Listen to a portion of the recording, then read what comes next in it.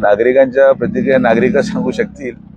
मला एक गोष्टीची खात्री 100% आहे की हे फार अगोदरही झालं असतं कदाचित, पण आमचे सर्व जे कार्यकर्ते आहेत हे बिचारे सकाळपासून माझ्या शब्दाखातीर स्वतः रस्त्यावर उभे आहेत आणि जिथे जिथे ट्रॅफिक जाम कधी जाणवायला लागलं का लगेच रस्ता मोकळं करणं. तर शेवटी कुठलाही प्रकल्प होत असताना, कुठलीही चांगली गोष्ट होत असताना त्याला जनसमर्थन लागतं.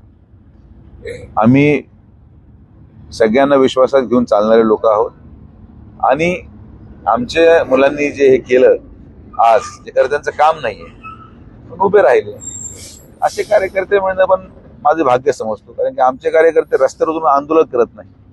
आमचे कार्यकर्ते नेत्याने दिलेला आदेश पाळतात आणि मी त्यांना सकाळपासून 4दा फोन लावला की काय झालंय, कुठं अडकलंय का, काय अडकलंय का काय. कारण की नुसतं एकदा येऊन फोटो काढून आणि व्हिडिओ काढून जाऊन परत जर लोकांना न्याय नाही मिळाला तर लोक माझं विश्वास संपून जाईल लोकांचा माझ्यावर. आणि मग तुम्ही माझा विश्वास कधी संपू देत नाही.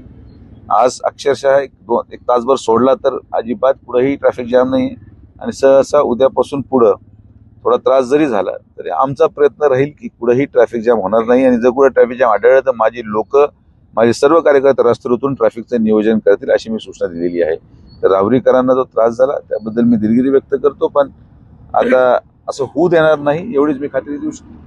आपण होमगार्डांचा पगार देणार होता, आज 20 होमगार्ड मंजूर झाले, काय सांगायचं? होमगार्ड मंजूर झाले कारण की हा प्रस्ताव कधी पाठवला नव्हता. माननीय पालकमंत्री महोदयांनी डीजी होमगार्डशी आज फोनवर चर्चा केली. आम्ही सकाळी अर्जंटली राहुरी पोलीस स्टेशनहून प्रस्ताव पाठवला. एसपी ऑफिसहून मुंबईला गेला. आणि जेव्हा जिद्द असते ना तर त्या जिद्दीने सगळं होऊ शकतं. फक्त जिद्द पाहिजे आणि नीतिमत्ता पाहिजे, आणि नीतिमत्ता असल्यावरच कामं होतात. तर होमगार्ड माझ्या मते लवकर आले पाहिजेत. आणि राहुरीचेच मुलं आहेत, त्यांनी होमगार्डची ट्रेनिंग केलेली आहे, त्यांना फक्त रुजू व्हायचंय कामावर. असं काही कुठं अमेरिकन आणि कुठून जपानहून लोक येत नाहीयेत. राहुरीचेच आपल्या मुलं आहेत, त्यांना रोजगार मिळेल. आणि शासनाला सांगितलं, साधारण म्हणत होते कुठेतरी 15-20 हजार रुपये खर्च त्यांचा रोज पडतो. म्हटलं काय महिन्याभराचा विषय आहे, 7-7.5 लाख रुपये जनतेने एवढं दिलंय मला, तर 7 लाख रुपये काय फार मोठी गोष्ट नाही. मी देऊन टाका 7 लाख रुपये नेणं, मी लहान होतो ना काय, पण जनतेचे त्रास कमी झाले. 7 लाख रुपये नेतं, 7 लाख रुपयाला काही मूल्य नाही.